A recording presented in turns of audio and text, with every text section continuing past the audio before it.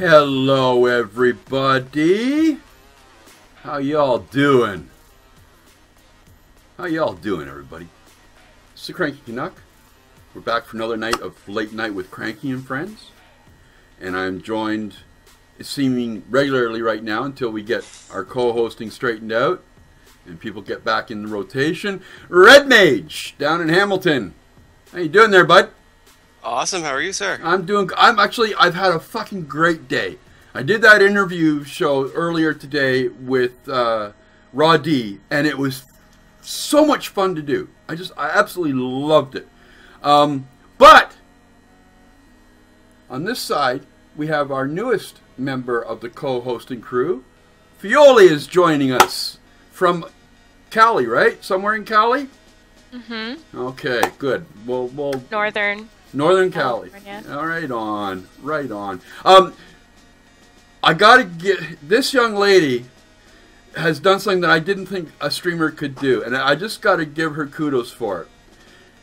When you think of streaming, you think of, having all this fucking great equipment, right?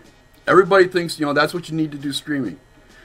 Red, do you know what she streams on? No. A Surface Pro. First generation Surface Pro. Oh, that's pretty rough sometimes. It gets pretty rough. Now I know that you kind of when I was watching last night, you were playing like a lot of the older 8-bit games. So that's basically what you're sort of that circle you're in right now, right? And it's not every once in a while when I feel froggy, I'll try Killing Floor, but even that lagged a lot. Yeah. But no, when I found out that you were streaming from a Surface Pro, it was like, holy fuck, that I'm sorry, but that takes some dedication. It really, really does. It really does. Anyway, tonight, guys, my co-hosts and people in chat, we are going to try something a little different, because Sundays are always a bad news cycle day for anything to do with gaming, tech, whatever. It's a slow day. And through the past week, I've been putting in little, in the intermission, you've gotten your little gifs or your little movies, and some of them being kind of like, what the fuck? And you seem to like that, so I figured, okay, I tell you what. Why don't we have one day where we mix it up, and we have a little bit of, gaming news, and we have a little bit of what the fuck or holy shit type stuff. And so if you guys like it tonight, it will become a regular for Sunday nights, because I think it could be a lot of fun. And I am going to start it off, and I made sure that my co-hosts did not watch any of these videos. So their reactions are going to be just the same as yours. But let's start off with this little goodie.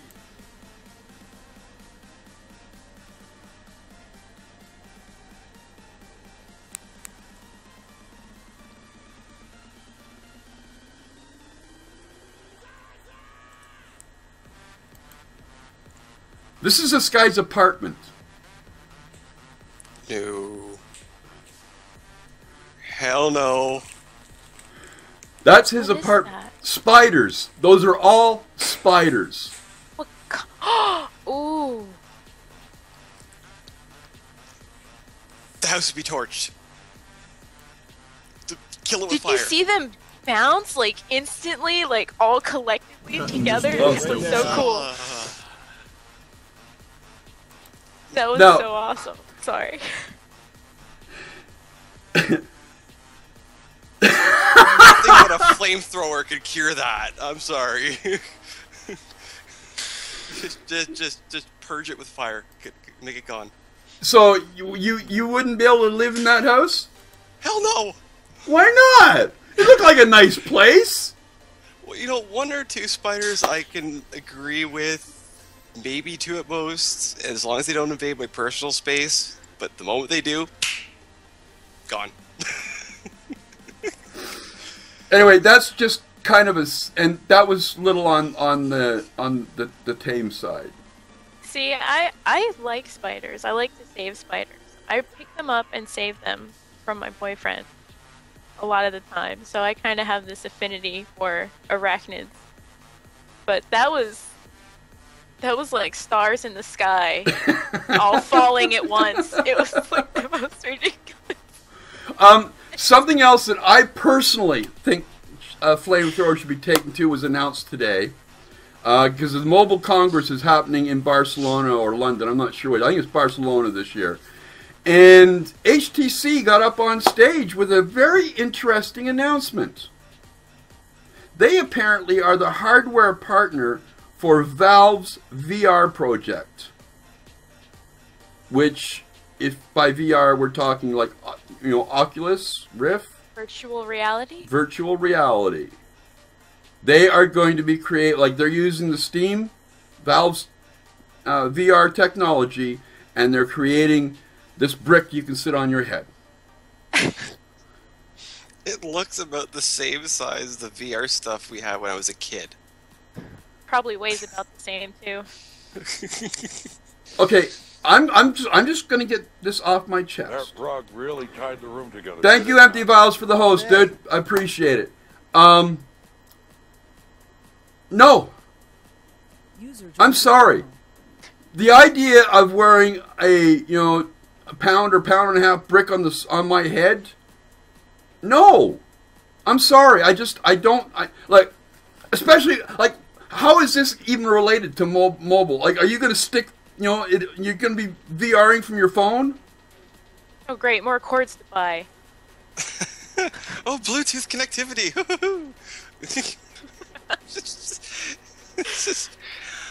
You know what? No, Valve should have just kept it in-house on their own side. Okay, what they said? Valve's Steam VR headset has been blown wide open ahead of its appearance at the Game Developers Conference next week. It's named Vive. HTC are making it, and it boasts two 1200 by 1080 displays that refresh at 90 frames per second. This, according to HTC, allows the device to fill your field of vision in all directions, eliminating the jitter common to previous VR technologies. The headset also boasts geosensor, accelerometers, and laser position sensor, along with something called the Steam VR base station that will allow you to control your avatar's movements in physical walking around your room in spaces up to 15 by 15. HTC-made wireless game controllers will be available for the more complex interaction that don't rely on your feet. The HTC Vive will be supported by game developers including Fishing Sim, makers Dovetail Games, but also by Google, HBO. Wait a minute, Google's supporting this? What happened to Glass? Kind of I wouldn't say a failed project. I think they kind of passed on it. The military bought it. Military. Hey, you never know. They might have. I'm pretty sure they bought it. Okay. It's also being supported by Lionsgate and places like the National Palace Museum. The consumer version is planned for release in 2015, and there will doubtlessly be many more details at GDC in a few days' time. Whoopee! Look. I'm sure there are instances where virtual reality technology will do very, very well. And in the gaming world, that's one of them in some cases. But not hooked to your fucking phone! I'm not sure if they would have it hooked to the phone. It might just be HTC's doing the hardware side, minus the mobile sector. Yeah, but why do you announce it at a mobile congress? Because that's all about mobile. Yeah, they're a mobile company, so yeah. They're kind of giving it themselves like a week ahead of GDC to say, hey, we're doing this. Hey, guys. Over here. I agree with you in that the timing is kind of poor. GDC would have been better.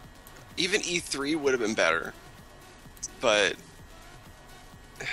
I don't know. The only thing I can see it really be good with, and the thing that first popped in my head, was Elite Dangerous. Instead of, you know, the mouse controls and that, you can just look around. Yeah, but see, cockpit, yeah, but here's the thing. With even with Elite Dangerous, if you get something like voice attack, you can voice command the game. And you can edit the voice commands on the fly. And it comes with a voice pack so that you can actually have replies coming to you.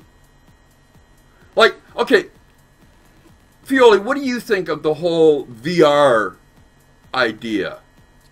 Like, I know you're an artist, right? And I imagine the idea of being able to visualize a wider world would be attractive to an artist. But what do you think of, like, the whole VR craze we seem to be going through right now? Well, I'm interested. I'm always very open-minded about it. I want to see where it's gonna go, but at the same time, my favorite games to play are horror games, and these are games that sneak up on you, have very vivid, outlandish, scary, atmospheric visions and imagery. So I don't know how safe it would be for me to be wearing this and not being able to see anything, but I can now also say at the same time that, oh wow, it would be amazing. It would be one of, like, the ultimate horror experiences, you know? Yeah? It's weird, but my first encounter with the idea of virtual reality was they were testing virtual reality on chickens. What? Like, they were putting chickens in virtual reality, putting little things on their head, right? And putting them in a peaceful environment that's not full of stressed out birds, right? And the birds were actually healthier and fatter and happier and all of this. You know, why do I get this image of this chicken farm with chickens in rows upon rows upon rows of cages, all with VR little goggles on their heads?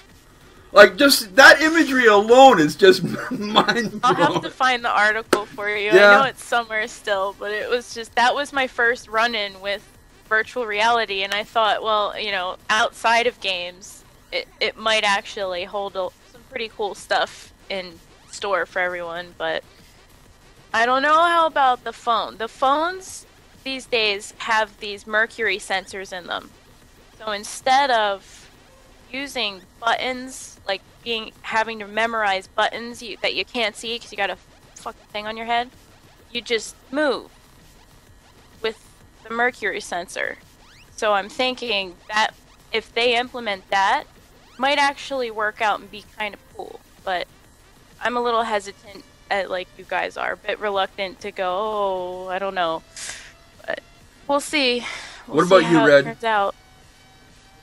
Well, I'm gonna side on the wait and see kind of thing, because we all remember how well the Virtual Boy panned out back in the day.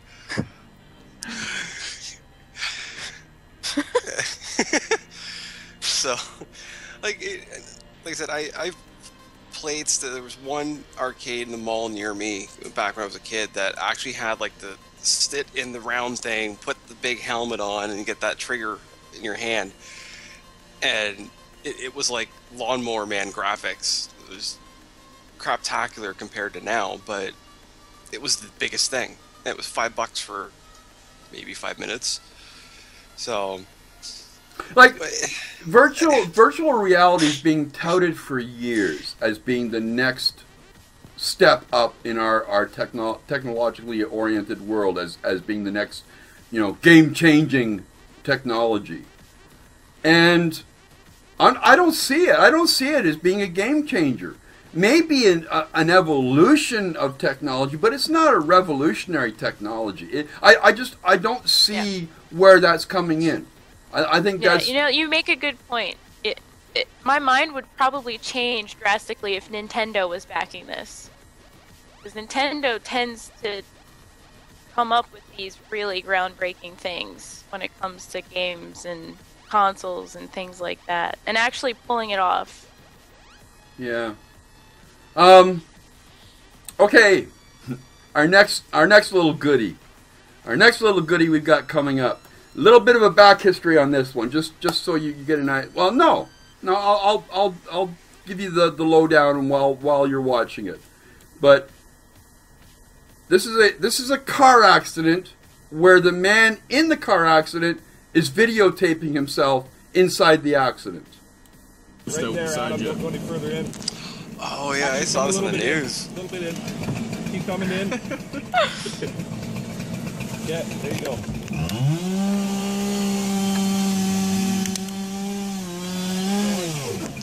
You're good, you're good.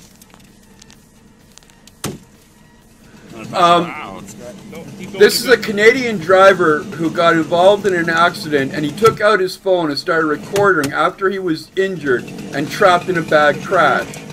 Firefighters can be heard using the jaws of life to cut him from the wreck while the bloodied victim looks around, makes comments, and even smiles while making silly faces. One rescuer even jokes with Mac about the hot nurses you'll see at the hospital. Why couldn't I hit it on the Means you're going into it pretty good.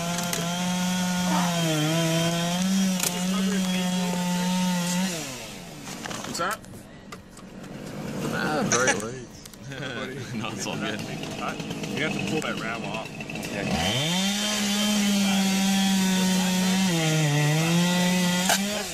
Hey, buddy. Yeah. Hang on. You're doing really, really good. Thanks. Try and cut above it.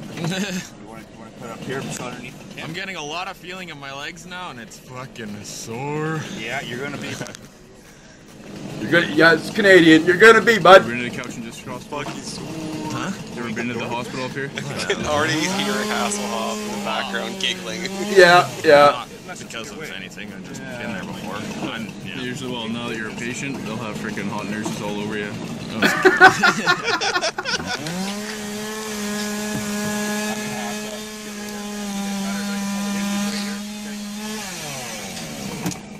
I've never stayed there. Well, you might for a few after this. Oh god.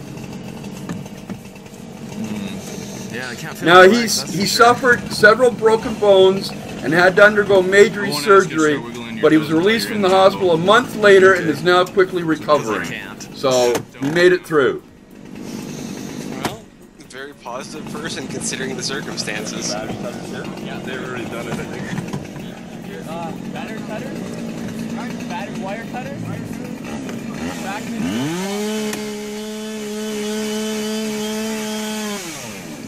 I just want to go to sleep now. Not yet. Just wait. Just wait. Oh. Shut up. Stop. Yes, because going to sleep when there's potential concussion there is It's not. That's not a good plan. That's not a good plan at all. An interesting little side note: given our rapid transition to being a very mobile technology oriented society, and the whole selfie thing, which this is kind of an extreme version of it. What do you think of this whole thing of people that they see an accident, the first thing they do is they jump out of their vehicle, they stop what they're doing, and they pull out their phone and start taking pictures or video instead of maybe calling for help? Retards. I can't sugarcoat it. They're all retarded. Because if there's an accident, what if the person needs help of some sort? Why are you going to sit there and just videotape it in the wreck instead of being a good Samaritan and if there's no one else there, help them. Yeah. Like, seriously. I know a couple people who are actually tow truck drivers do that for a living, and they see an accident, the first thing they'll do is park behind the accident to block it off so no one else hits them. It's stupid. What, like, my generation, and no smart remarks from the peanut gallery, you know who you are. The idea of being able to do that is it's interesting, it's cool, but for guys of your generation, this is second place now, isn't it? To be able to do this kind of on the spot, I don't know, reporting. Is that not Like, what's your feeling on this ability of ours now to instantly record something as it's happening, regardless of the fact that you could actually maybe instead do something to help, fix whatever's happening that you're recording? Does this still imply to how streaming works from phones? No. Just recording? Yeah, just like I said, you're driving somewhere, you're walking somewhere, you see an accident or you see something happening that is just really, really bad, and your first reaction is pull out the phone and start recording it. What's your feeling about people that do that instead of say, hey, maybe I can help instead? Well, I think it really honestly depends on the situation that's going on at the time. Like if it's an accident, then a car accident, you should help or call 911 right away, immediately, and they say not to move people, so I don't know. But if it's a different situation where somebody is being bullied or there's like a physical attack happening or a fight going on, you kind of should probably, either record, not get involved, or at least phone for help. Get in their face with the recording, At least, if you have the balls to pull out and record, walk up to the motherfucker and do something, Don't just stand there recording. That's not going to do very much. But, it's like any other thing in the world. It's got its good things and it's got its bad things. And it's a tool, and like any tool, it's all about how we use it, what we use it for. That's going to make a difference, I think. Yeah. They're having very positive uses of someone whipping out their cell phone, like the case, I think it was last year, year before in Toronto, where that kid got shot on one of the buses, or the streetcars, and I don't think the officer would have, who shot the kid, would have been interrogated and questioned and suspended, what have you, without the video proof, because he shot the kid and was it 6 times through the front of the car and then paused and then shot another 3 times. Yeah. If we didn't have someone recording that, we wouldn't have seen that and seen kind of a misuse of protocol. And there's a lot of cases where, police have,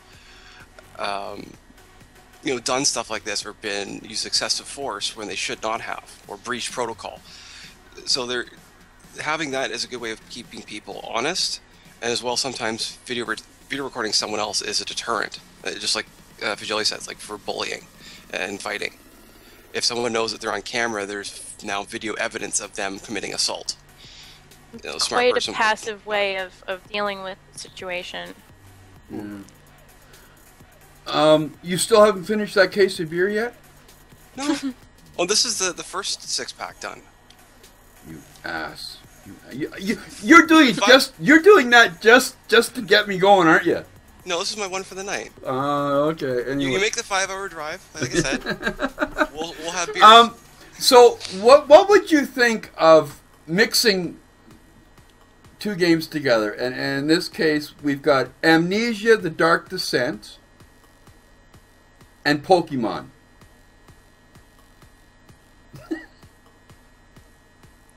What? Go on. Okay. Keep going. There's a modder out there who has added a mod for Amnesia: The Dark Descent that allows for turn-based Pokemon-style combat. The mod is called Monsters, and no, it doesn't feature fiery lizards and squirting turtles and yellow electric squirrels. Instead, your monsters are props from the game, like chairs, boxes, tables, wine, and barrels. After a brief intro where you find an orb and rub it with some orb wax, you unleash some sort of powerful spirit that wants to play Pokemon against you. Something like that.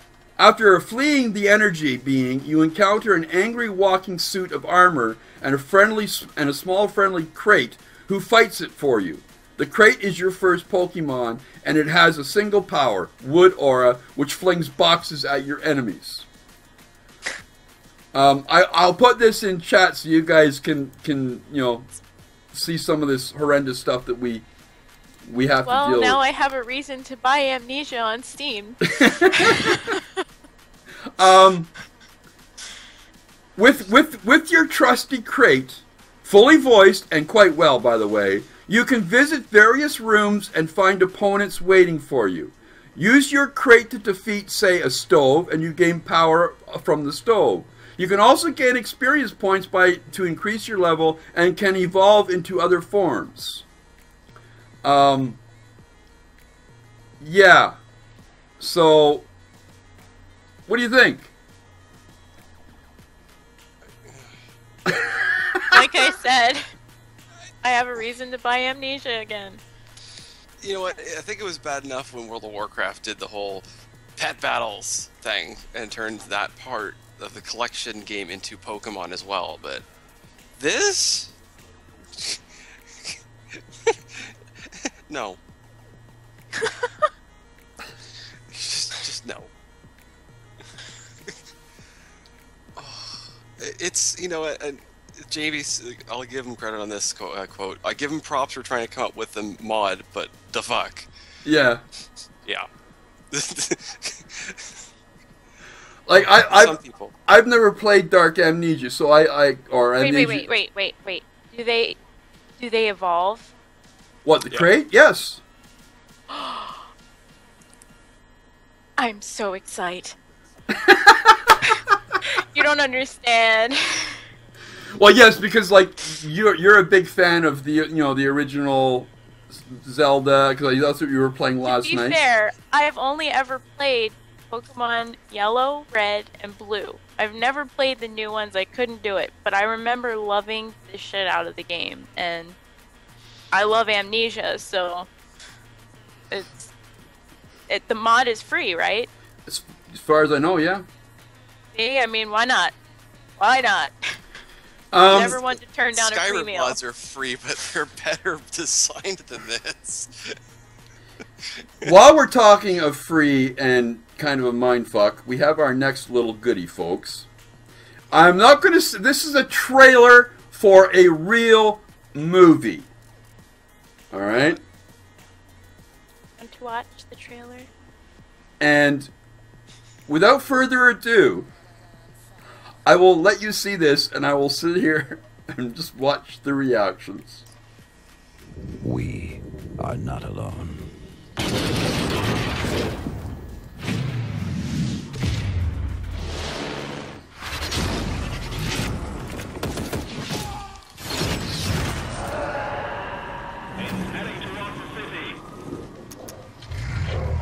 It's the sci-fi TV movie, isn't it? In every school, fame comes with a price. Oops, there. Oh my god, did you see this? You bitch! Well, I will end you. I will so fucking end you. And some things Unfucking believable. I'm sorry. Some just don't play by the rules, right? Ooh, kitty got close. take a bloody turn.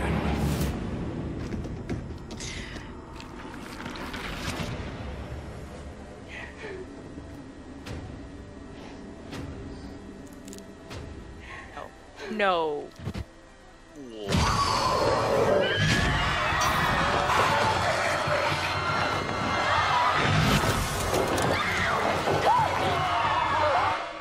We need your help. We need you. Carmen is coming. Yes, we need you, Mr. Hobo. You can save the world. What the hell? Beautiful, we did a great job. You make me a fortune.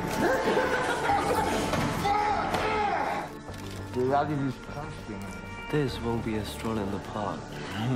Welcome to our little operation. We won't be bullied, we won't be bitch slapped, and we won't back down. That's cool. Let's pull that string. It's a pull-out string. Chill out, bitch. What?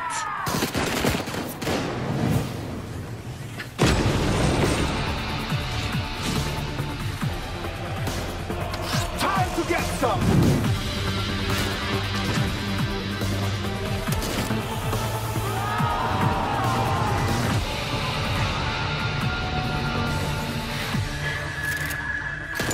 She got down now! Some things are better Left not made. left unused.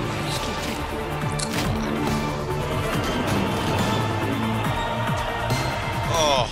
Alien tampon. There's something in the bush. Coming soon. A Chinchilla Films production. Horror made in Germany. Alien tampon. Only the Germans. $5 says that Huey Bowl put this piece of crap together. $5.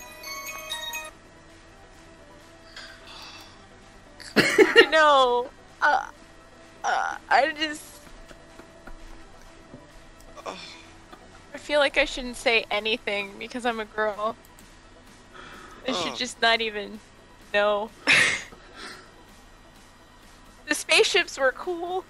I really like the spaceships, guys. This is either a Huey Bowl project or a really bad sci-fi movie and like the whole crappy Sharknado stuff. No. Oh, God, why?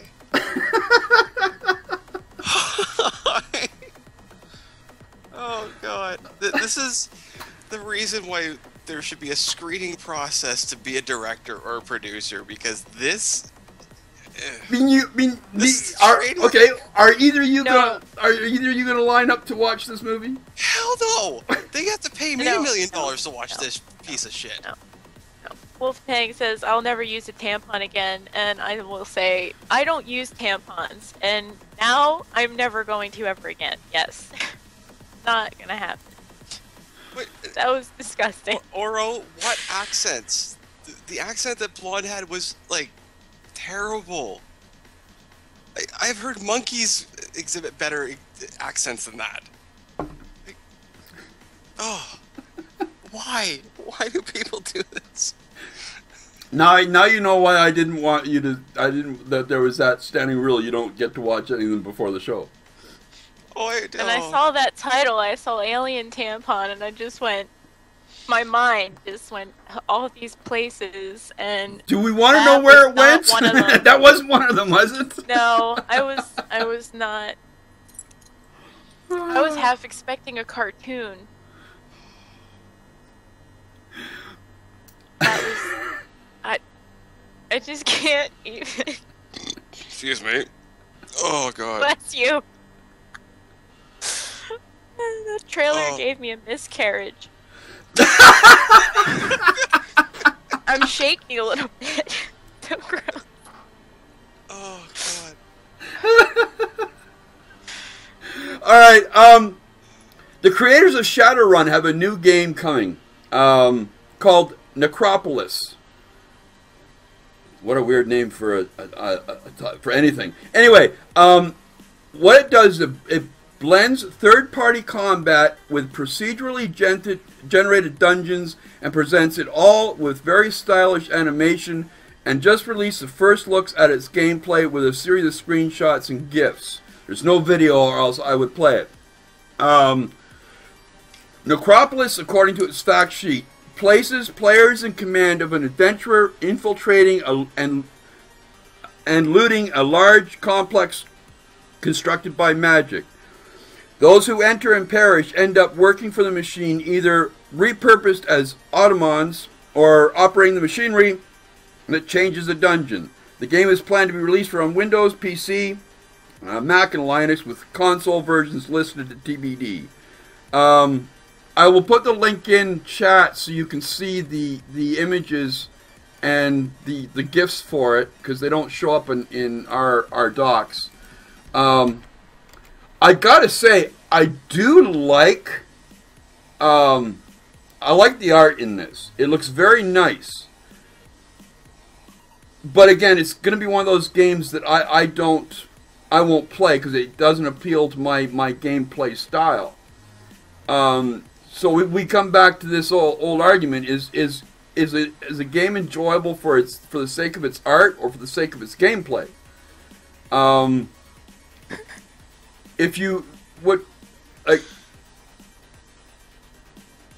What's your opinion of what you see there? Did you take a look at the images, Red? I'm just actually looking at it now. Like the initial one, they can see in the docs, and now I'm pulling up the website as it's taking its sweet time. The art style is interesting. It kind of reminds me of a little cartoonier Borderlands, kind of almost like a cel-shaded look to it. And just I can't pick out any one of the other influences that would have been on here, but I like it. Like I like when something does something a little bit different. You know, it's probably also one of the reasons why I like mashup music, because yeah, change it up, kind of repurpose things. So you know what? It almost seems like an upgraded like the other world, the old game, like that kind of style, but new looking. So yeah, I'm gonna keep my eye on this. It actually looks really cool. What do you think, Fioli? It's reminding me of Journey for some reason. There's just some element to it in the design of it and the way it looks that it just is giving me this like evolved Journey experience. I don't know. I don't know if I would be able to play it, but if I could, I would definitely try it out. As an artist, what do you think of the art style? It's different. It's not quite like anything I've seen so far, but somewhat familiar at the same time. I've asked this of our other hosts when we run into this with games. When it comes to games, and I understand, you know, I quite understand you're kind of limited to what you can practically play. How much does the art style affect your decision in wanting a game? My decision? Yeah. Almost not at all. Sometimes it does mean a lot to me to have a lot of effort and soul put into the graphics and the way things look, but I'm not one for like those really glossy graphics. I kind of am a little bit more retro. I like when things are left to the imagination. You know what I mean? Yeah. Like I like to have that freedom to think for myself how things should look, but at the same time I can still appreciate good art and original art in a video game. What do you think? What do you think of the hyperrealism that is happening in games? I don't like it very much. I keep saying I am the kind of person that plays video games for escapism.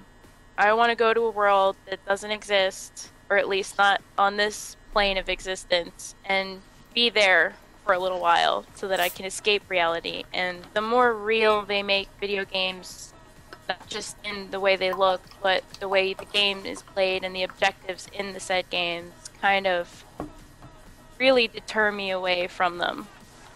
I will go for the artsy types of games, or I will anything else like Fez, like indie games I'm very into. Plus, they're playable. I can play them. They're not as much money as the really glossy graphic games are today, so I guess it does affect me a lot more than I to think about it. I don't really think about it that often. I am drawn to original games like Limbo and Monument Valley and a lot of mobile gaming. I do a lot of mobile on my iPhone. Yearwalk was a big deal to me. It's a Swedish horror, like kind of side scroller. Yeah. Horror. And it was just so different from any other mobile game, and the art in it was so unique and original, and it really left me affected when I played the game. It hit me right in the feels, and it was a short game and it was cheap. But as long as it has that effectiveness, I think that the art does play a huge part in it for me. When it comes to mobile games, and this is what I find kind of interesting, it's like we've been conditioned to think that mobile games are cheap time wasters. That either are free until you get into the game and you're being grinded to death, and unless you want to pay up real money to go faster. But very rarely do you hear of a game like the one you just described, Violi. Why is it that we seem to perceive mobile gaming as being a cheap experience that can actually be very expensive? Because of games like Clash of the Clans and Candy Crush Saga, is that what it's called? Candy Crush, Farmville, games like that have that addictive thing that draws people in, and it's mindless, and they can do it when they're anywhere. So I guess that's part of it. What about you, Red? What do you think? I kind of agree. Like most of the especially like if you look at popular, because popular is usually everybody, not just gamers. a lot of them tend to be those quick pick 'em up and go, or you're sitting in line waiting for something, or at a doctor's office, you can pick it up and put it down in 5 minutes. But like, there has been, at least in my experience, some good, decent games that have come out on mobile that are not that kind of quick jump. Like Square Enix has been re-releasing games like Final Fantasy VI, the original Final Fantasies, and kind of remastered and put the full game out. Mind you, they're about $15. Excuse me.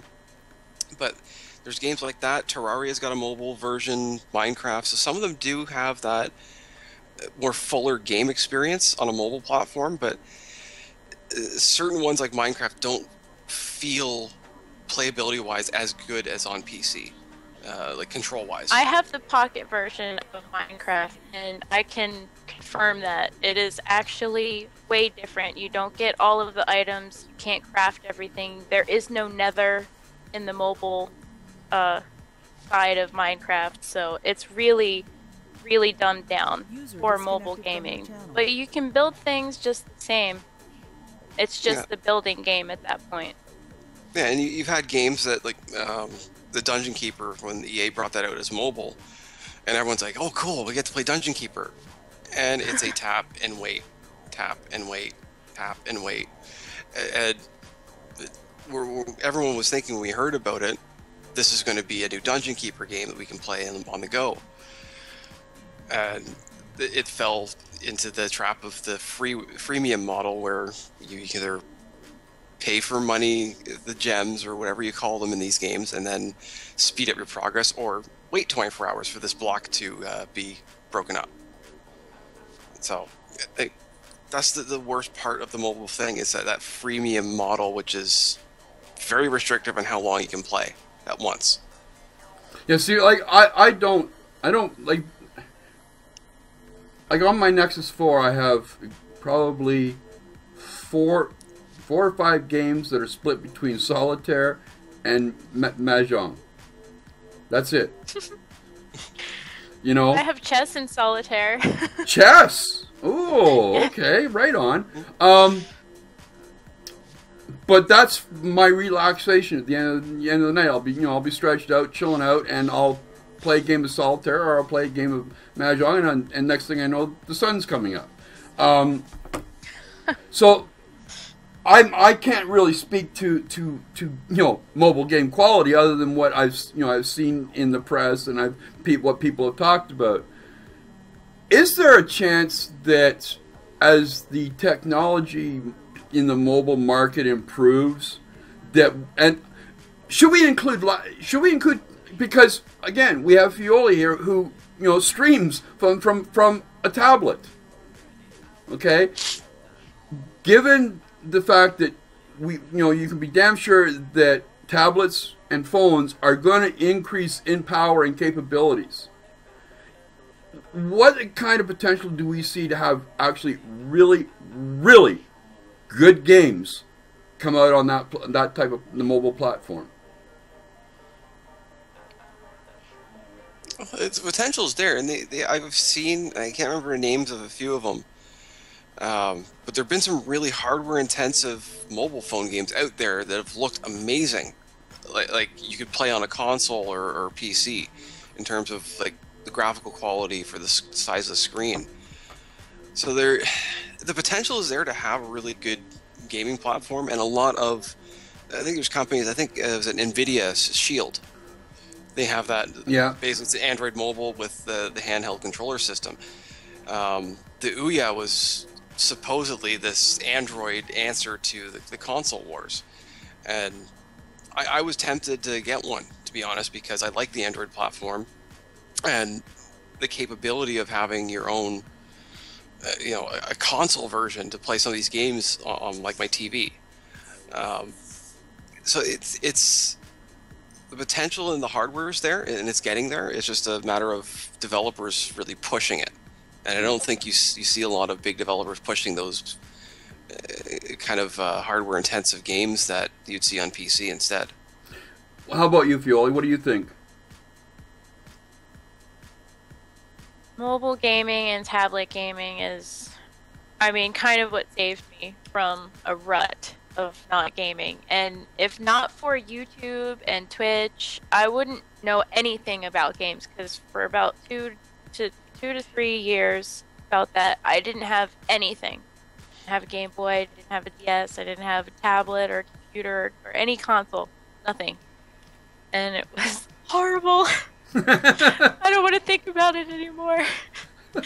But my mom sent me the Surface, and it changed everything. And right before she sent me the Surface, I had this iPhone, and I downloaded Yearwalk, and the story captivated me, and it's one of those short games that's quick but leaves you affected. And I think that's what mobile gaming needs to focus on more than the, crunching, mindless puzzler things that we do at a doctor's office. Things that we can literally sit down and play with.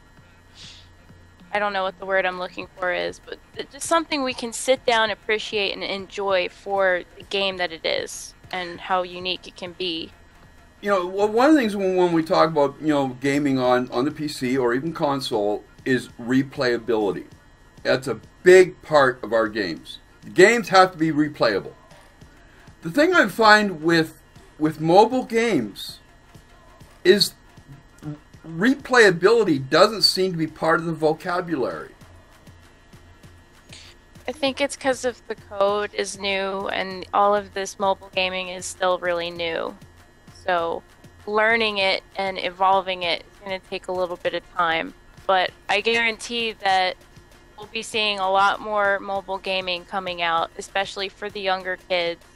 All too often do I see young infants with touch phones, their mother's touch phones. And every shopping store I go to, I see it. It's everywhere. It's beyond fad. It's the norm. And there's nothing wrong with it. I don't think there's anything wrong with it. I can see how technology is telescoping inward so quickly. Like, when I was an infant, the Atari was like the big thing, or the Super Nintendo. I'm sorry, the Super Nintendo was like the biggest thing. Everyone had to have it. And here now it's like these little tiny computers you hold in your hand. You can just see it, scoping inward. And I guess you just have to brace yourself for the crap and then sift through all the crap to find the good stuff. You gotta work for it. What about you, Red? What do you think? I kind of agree on that level, because it's like, I know right now, like, there's a resurgence of like phones getting bigger, because everything's about getting smaller and smaller. Now we're like, I've got a Note 2, and that's massive compared to my dad's iPhone. And but it's just look, I was even looking in Google Play just for kind of example's sake. There are a lot of decent games, like just in the RPG market. I've seen Chrono Trigger, Final Fantasy 4 and 6, Baldur's Gate 1 and 2 up for like actual full games. So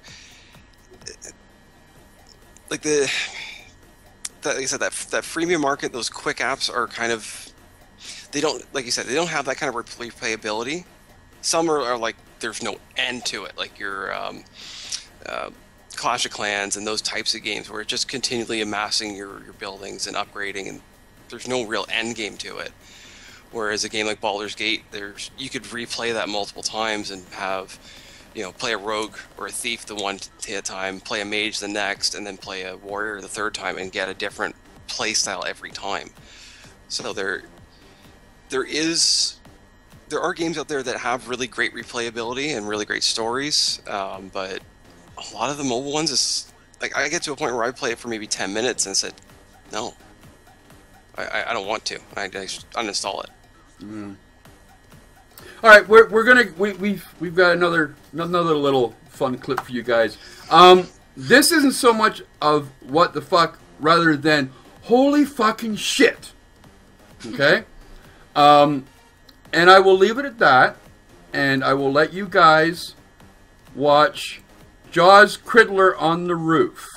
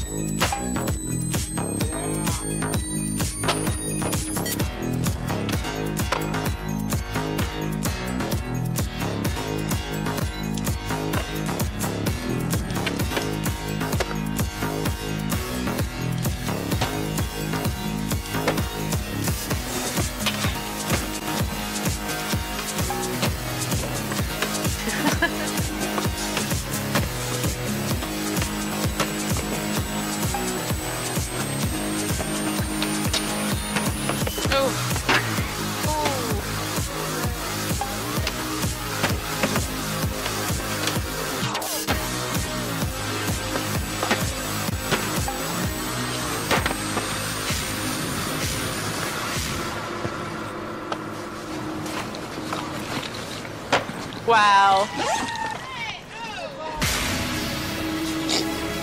Give me a high five. I think not.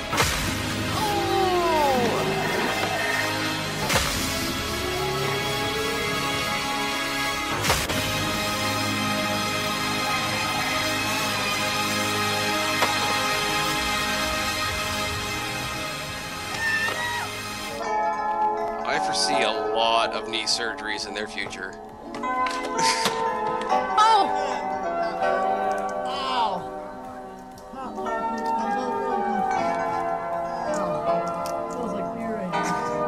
It smells like beer right here.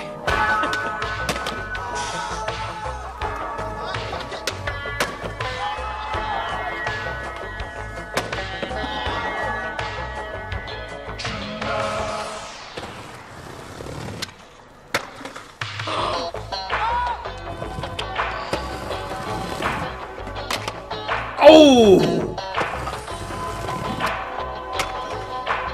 And this is why you use protective gear, everybody.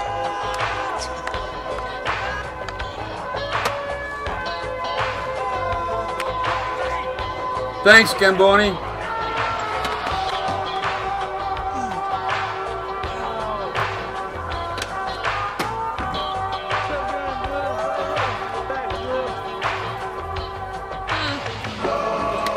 Thank you, Gamerhawk, man. Appreciate it.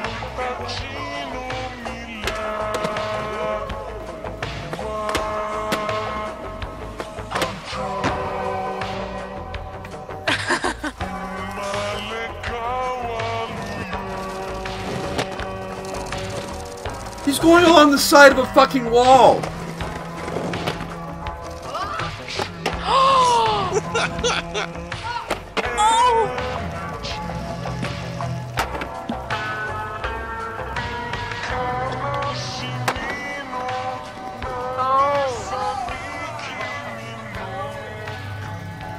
This is like hard to watch.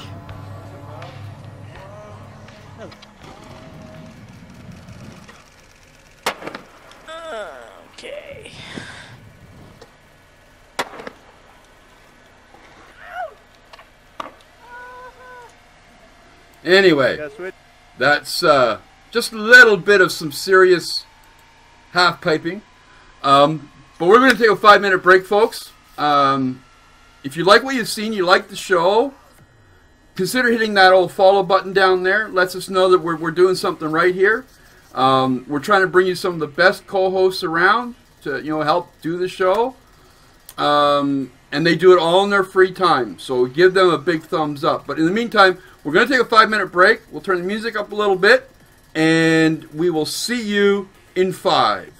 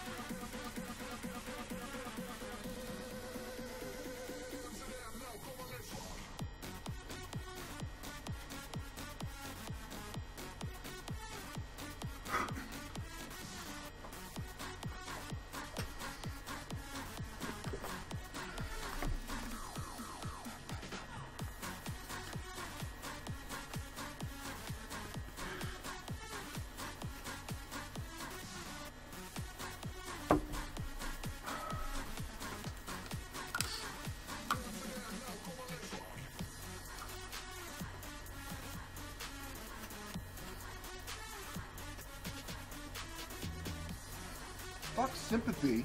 I don't need your fucking sympathy, man. I need my fucking Johnson.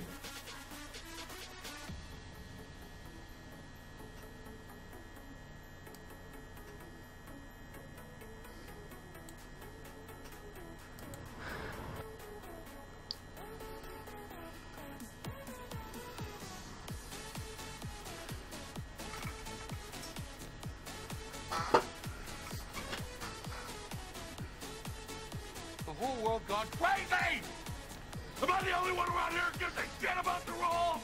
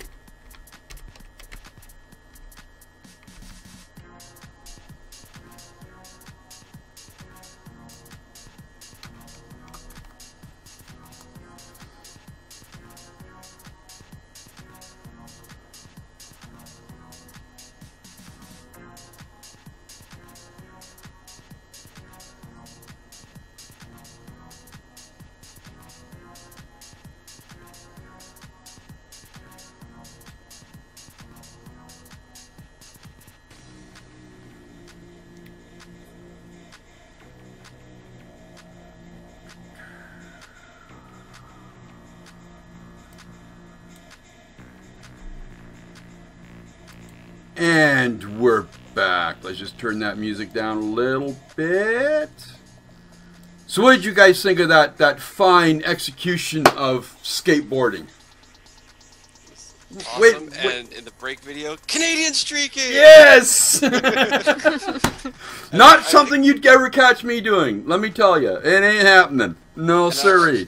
I already said in chat, I'm half tempted to do a Canadian ice bucket challenge when it's minus 20. No, you end up killing yourself. Balcony. Step in the balcony, dump it, run inside. Get those knees up. Okay, we got another sort of holy shit type thing. While I would never even dream of doing it. Parkour is really, really cool to watch when it's being done.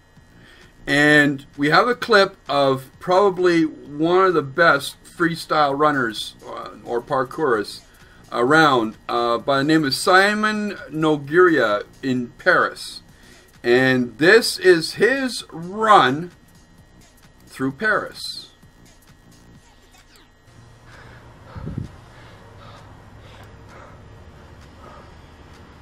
Hell no.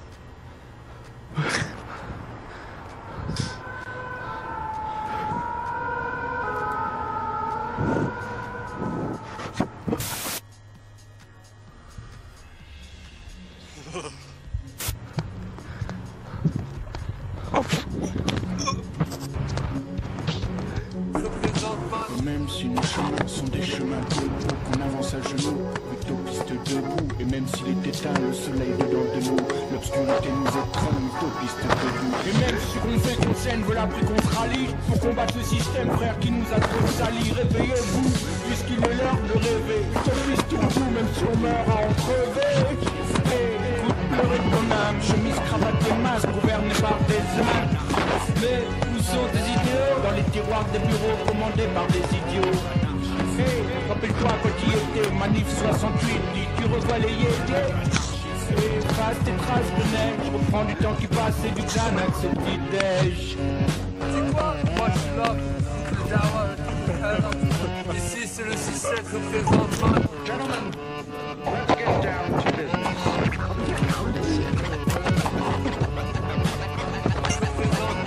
Like you going. I did this my way. Acknowledge the precision. Say it to him. Yo, I'm talking about the revolution. Think about it. Acting like you going to war. The only way to live if you really think about it.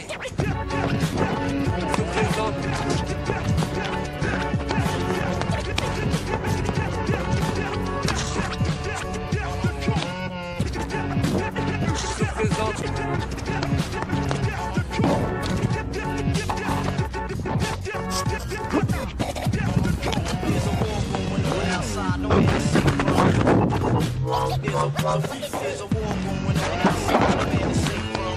What you love, the dollar. There's a war going on outside, no man is safe from. There's a war going on outside, no man is safe from. Si c'est le 6-7 représente man. Oh shit. Yeah, fuck no. Et même si nos chemins sont des chemins debout, qu'on avance à genoux, alors utopiste debout. Et même s'il est éteint, le soleil dedans de nous, l'obscurité nous étreint, utopiste debout. This guy's got balls of steel. No fear. Oh, That's what no fear looks like. Did you see me in the moment? I was like, holy fuck, man, don't do that shit! Don't do it, man. Step away from the ledge. You gotta admire not only the nerve that it's gotta take to do that, and the talent, but the physical stamina to the do conditioning. Like you're literally positioning on the fly. Mm-hmm. Like your depth of perception has to be bang on. Your physical strength has to be like he's literally jumping and he's grabbing on with his hands and pulling himself up and keep on like no fuck no. And not only that, knowing that his jump is going to make him reach across that distance. Like I tip my hat to guys who can do this because it takes insane amounts and hours and years of dedicated training to do it. I'd love to be able to do this, but I'm not a runner. Unless you can tell, I'm a little chubbed. So, yeah, I think Private Mower says he does this kind of stuff. Yeah, I do this type of shit on weekends all the time. Yeah, sure. My hat's off to you. Yeah. Get a video where there's no proof. Yeah. Pixar didn't happen, man. Pixar didn't happen. But yeah, no, I come across, you know, this type of thing quite a lot. There's another one, and when I can find a couple, maybe for next Sunday, are the climbers, the freestyle climbers, that literally go to the top of buildings that are so high you need an oxygen mask to breathe. You know, and they're walking along the edge. Like, it's just like, what the fuck are you doing? Speaking of what the fuck are you doing, anybody remember Honey Pop? Sounds familiar? It caused a bit of an uproar when it first hit. It's, as they say, for lack of a better word, bizarre. It's a Bejeweled clone with an interesting take on the format. A frequently hilarious visual novel and unadulterated porn. If your interest has been piqued, then, yeah. If your interest has been piqued or something else has been stiffened. Yes. It's up for sale now. You can buy it. It's on, and apparently the artwork can be downloaded as a DLC to the game. And when they say unadulterated porn, they're more, anime style porn, which can get really kind of beyond suggestive. Well, it's hentai. Yeah. Plain and simple. Come on. I actually, now I see this, I saw a YouTube Let's Play of it, and it's literally Bejeweled with anime porn. And a dating sim all kind of mashed in together. It's, no. I wouldn't even blow my money on this at all. You mean you're not going to rush over to Steam and get it? Hell no. There are bigger and better things on Steam that deserve my money. Bigger? Oh. Yeah. Oh. Yes, he went there, folks. Sorry. Wide open, had to take it. Yes. That's what no, I will not go down that road. No, no, no, no, no, no, no, no, I won't.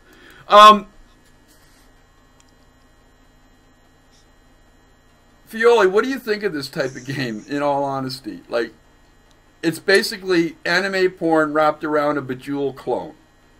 That's no word of a lie. It's not the game that bothers me. It's the art that bothers me. Why? Well, first, right off the bat, the pink-haired chick is from fucking Madoka. Magic or Girls, Madoka. It's okay. There's a little few differences in her outfit, and her boobs are a little bigger, and her hair isn't quite the same, but it is the same style. It's the same hair color. It's the same eye color. It's Madoka. And the other girl characters also resemble certain characters in other animes and mangas, but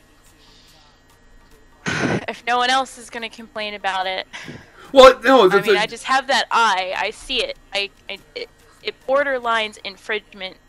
It's almost copyright, but they change it so much. The person who designed this game and did the artwork for it knows the loopholes. They just know. There's something. They have this knowledge.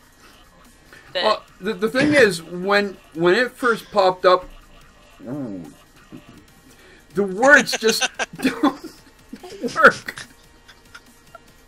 The words just don't work. When it first showed up on Steam, there was an uproar. There was a lot of downloads because it was in early access, right? And you know, there was also a lot of uproar over the fact of how pornographic it was. And I'm not sure, but I think it got yanked. But now it's back for sale on Steam. The very company that yanked it the first time round. Do you ever get the feeling that Steam's kind of wishy-washy? And anyone who... And I can't believe I'm going to say this, but anyone who knows the hentai manga culture knows that when you look at manga and you look at hentai, they're two different things. And hentai is 95% of the time so outrageous that it's funny. So I can understand that there's a comical relief part of this that is what people are really focusing on in the game, and that's why they're fighting to keep the game. And I watched somebody play it, and it is quite funny.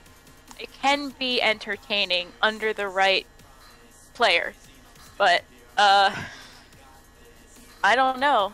As far as Steam goes, being wishy-washy about things, I think they just really listen to the community and try to please too many people at the same time. What do you think, Red? Yeah, I kind of agree there. Like, this is one of these things that should have been left as like an independent release as opposed to Steam. Like, I understand there are games that are rated mature. This is more borderline X. You know, like, and she's right. Like, anime and manga and hentai, like, they all have their own kind of style. Which is the one with the furry animals doing naughty things? That's furries. Oh, that's real life. that's not a cartoon or a comic book. That's real life. Yeah. It reminds me of Scotland, where men are men and sheep are scared.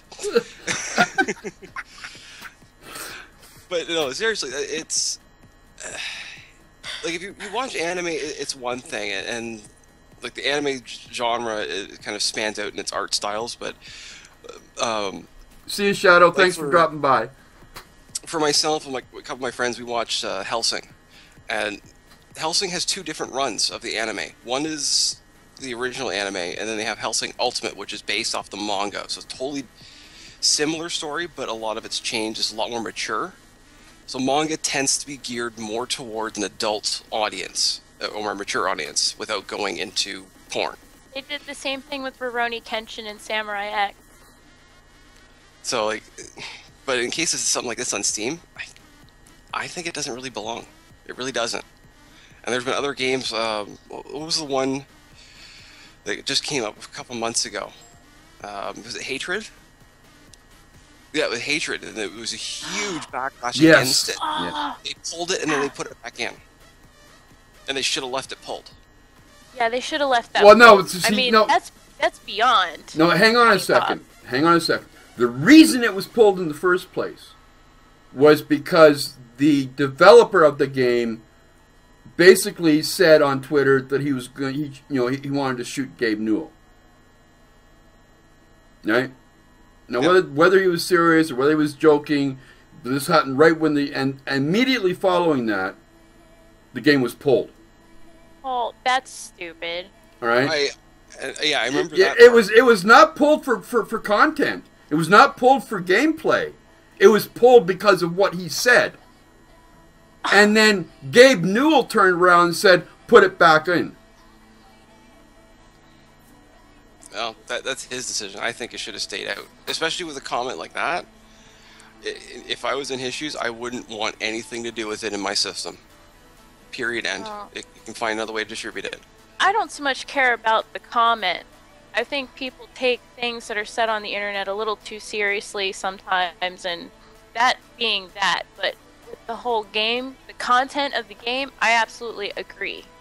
You know, usually there's an objective or a means to the end, you know, but that game did not have that. Yeah, I don't like the game on that premise either. And hey, listen, I love playing FPS. I love the shoot 'em up, kill 'em, murder, rape and pillage type game too. But Hatred's and like what What a fucking title to give the game. Hatred. Where the only objective is to kill as many civilians you possibly can before you end up getting killed yourself. The body count is your score. That is wrong. And that like first-person shooters are all about the body count. That I get. But Yes. It's usually Nazis, zombies, monsters, what have you. In this, it's civvies. It's almost like, you know... police officers, firemen, mothers, children. And that's where I draw the line. You know, like, it's basically a mass murder simulator. It's a you get to play a genocidal asshole. Is basically why? What's the point? It's just glamorizing stuff like, you know, Columbine and was it the Swedish guy that shot up a whole bunch of kids, like all this stuff. And as far as I'm concerned, it does not belong. I agree with there's a limit to like freedom of expression. If you want to make the game, fine, but sell it on your own terms, not in a public market like that. Yeah. Speaking of homicide, well, actually, probably more suicidal than homicidal. When was the last time you decided it would be a good idea to play chicken with a 40-ton semi truck? Oh dear. Never. Never? Well, it's too bad that this kid didn't take that piece of advice. It's not long, so watch.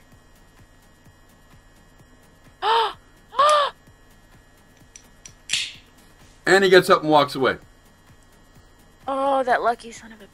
He is lucky. They loop it through again so you can see it again. Oh, he's like, no. Roll your body away. For a second there, he was that kid in the Enter Sandman video. And the second, he was almost paced. Jesus was with that kid, okay? Jesus was right there. Now, I don't know. That's ridiculous. I'm going to lay out some full disclosure here. When I was in grade 7 and 8, so about 12, 13, to get to and from school, we had to cross a 4-lane road, 2 each way. And there were days where I had to cross that without the crossing guards. And it's a main street, 60 kilometers an hour, whatever miles an hour that is. Doesn't matter. And my friends and I would play chicken, but we'd sit there and look, okay, and just kind of hit back and forth, wait, is there a break? And book it. But we never waited till the truck was almost on top of us. Yeah, really, eh? This is complete stupidity, nothing else. I know, like, you know, in the last little bit there, we had our comments about, you know, Hunted being, you know, basically a mass murder simulator, and you know, there's a limit. And I know that you know, we've talked before about cosplay and how sexually suggestive a lot of it is, and that the conventions are having to really step up their policy of, you know, no touch, which is about fucking time. But there's a comment out today, and I cannot believe where this fucking came from. Okay, I really cannot believe where this came from. But the people who do the Dead or Alive series, or no, the Dead or Alive community leaders want to ban sexy costumes at tournaments.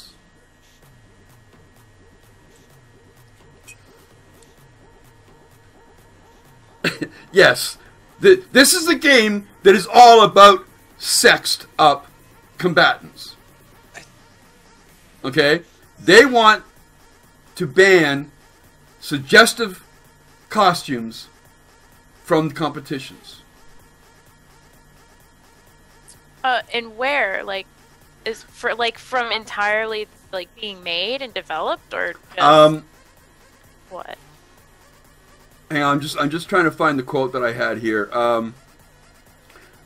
Excuse me. Updating the community site's official tournament rules, Community leaders and tournament organizers, the hubs, explained the reasoning behind the soft ban on certain sexy costumes.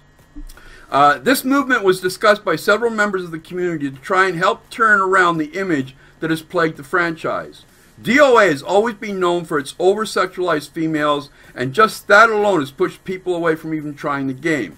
Sex appeal in the DOA franchise will never go away, but we, the community, want people to take it seriously and started the costume ban at offline tournaments to force people to focus more on the gameplay aspect of the game. This is a soft ban and is at the discretion of the TO running the game at the event. However, we highly encourage people not to use the suggested costumes on stream for something like Top 8. But yeah, so that's... Okay, so it's offline. Yeah, but it's also going to be in, you know, the big online, like, stream tournaments that they wanted. I mean, it doesn't really matter, honestly. The boob physics are still there, no matter what costume they're wearing, right? Yeah. Yeah. So, I mean, what's the point? It's I like, don't understand. in a way, and this is gonna, people are like, no, it's not the same. It's like saying that you, as a stormtrooper cosplay, like you do the whole stormtrooper outfit, you can't wear the helmet at events ever. Like, really? But that's the costume. That's the whole thing. You know, like, I understand that they want to kind of push away from the over-sexualized cosplay in general. Like, a lot of places do that. And people prefer to keep it family-friendly, especially for cons, but I don't know. When you're looking at source material that is skimpy and high sex appeal, you know, if you're trying to be accurate, you know, what's the problem? I kind of understand why they want to do it. Because like they said, this kind of attention is not benefiting the game. Right? In fact, it is making people not want to play the game because they're just... But here's the thing. The game isn't changing. If anything, it's probably getting even more skimpy in some places, as we talked about the other night. Right? But if they want to change, like, I don't see anything wrong if a woman cosplayer has the enormous guts that it would take to wear some of these costumes, which they are probably wearing more clothes than a hooker on Friday night. I mean, wearing less clothes. Okay? You gotta give them props. So what you do, instead of banning it, you stop people from objectifying it. You stop people from doing the toxic stuff that they do at conventions around these cosplayers. Right? Create a positive aspect to that end of it. Your game's not changing. You're not going to see Dead or Alive get rid of that basic principle of its game, which is hot-looking, sexy women in the least amount of clothing as they can possibly get away with and still live. Okay? It's not going away. So why, you know, this idea of a soft ban? What the fuck is a soft ban? It means they can undo it if they want to. People who run the tournaments will be able to undo it, I think. I could be wrong, though. Don't quote me on it. Okay, Karite is actually correcting us here. This is the in-game costumes, not cosplay, specifically. So it's the outfit selections when playing the game, like inside the game itself, that they're talking about. So they want to stop using the overly sexualized, almost nude costumes and use the more covered ones for tournaments. What? That even makes less sense. Yeah. That even makes a fuck of a lot less sense. As a matter of fact, that's fucking confusing as hell. Like, you've got a game that is built around the sexualization of your female characters. That's what it's built on. And if you wanted to change it, then you got to change the game. Because if that's what your characters look like, and people want to wear those costumes as they play the game or as they share their love of the game, then you have no business stopping them. Yeah. And the one quote in this article I love, and it's kind of seeing the flip side of the argument, is it says, if they plan banning these costumes, I would like to have a motion to ban all of the guys' costumes that show their nips. And if those costumes were there in their undies only, because it's too provocative for my lady eyes, and it makes me think that these men are being overly sexualized, because seeing them in their with their 3D tits makes me want to rub my lady junk. So I agree with it on that level, because it's now becoming a double standard where if you have to remove the females' overly sexualized costumes, it should kind of go both ways. Mm-hmm. At least that way there's a level of quote-unquote fairness to it. But otherwise, I agree with you, Cranky. This is retarded on every level. What do you feel about this kind of soft ban, Fioli? Soft ban? God gave me free will, so I just don't play the game. I've never really played DOA, so yeah. I kind of don't care. But I agree with Red where he says, you know, it should go both ways. If they're gonna like make a big stink about women's stuff, they should make a big stink about men's stuff. I mean, I totally agree with that. Yeah, pretty much. Okay, we got one last really kind of good thing.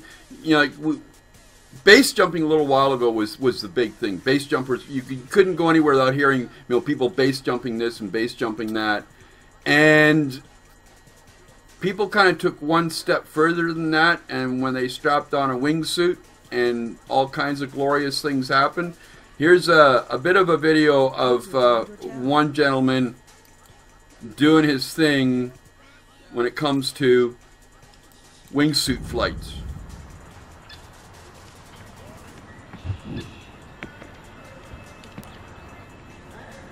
He looks like a bug. Yeah. I love the music though. See ya. Whee! Oh wow.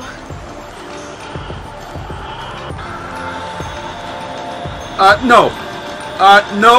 No. That is so amazing.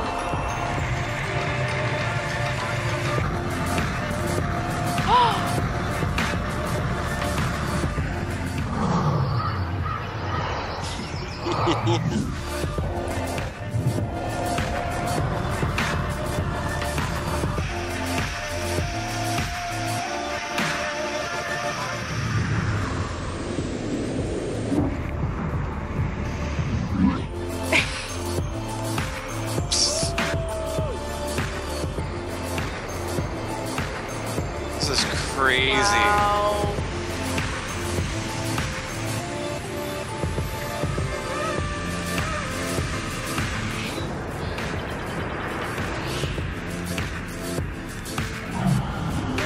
Fuck off! Get away from the mountain!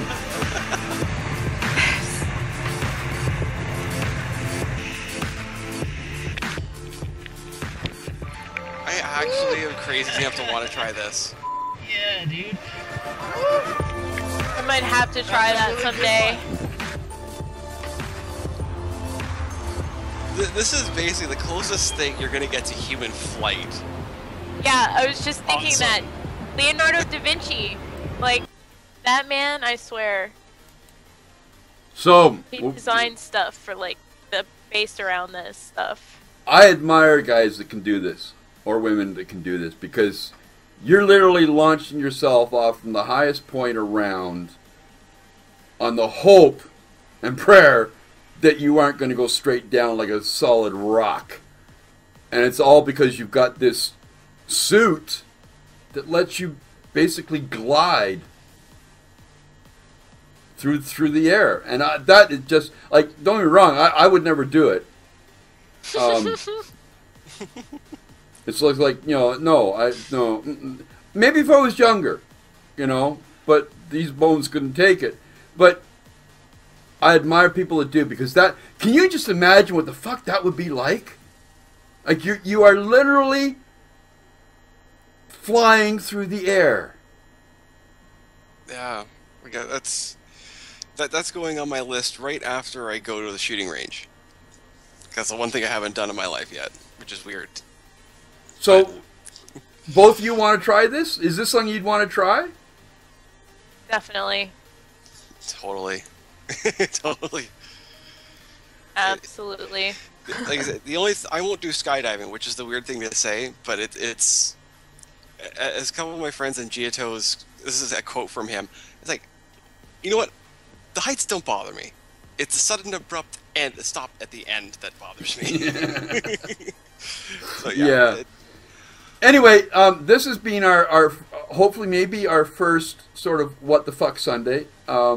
Chat, what do you think? Should we keep doing this every Sunday? Should this become a regular Sunday thing where we intersperse a little bit of gaming news with a lot of what the fuck and holy shit stuff? What the fuck hype?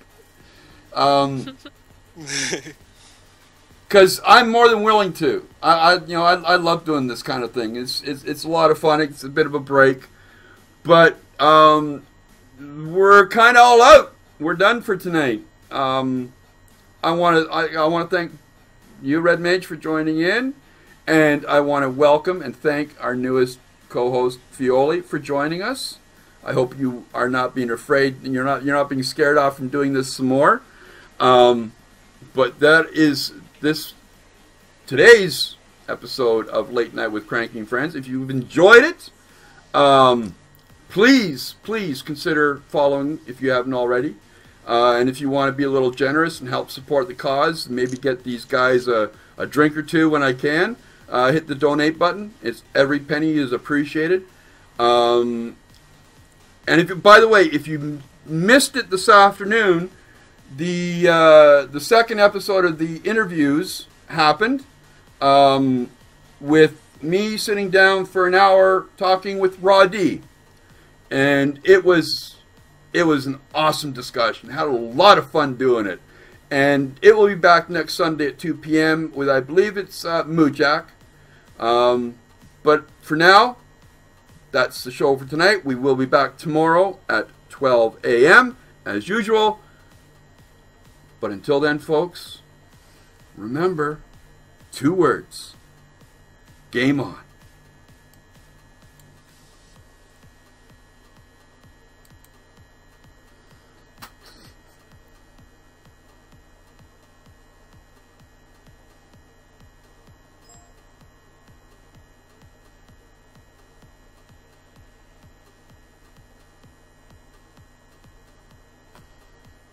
User joined your channel.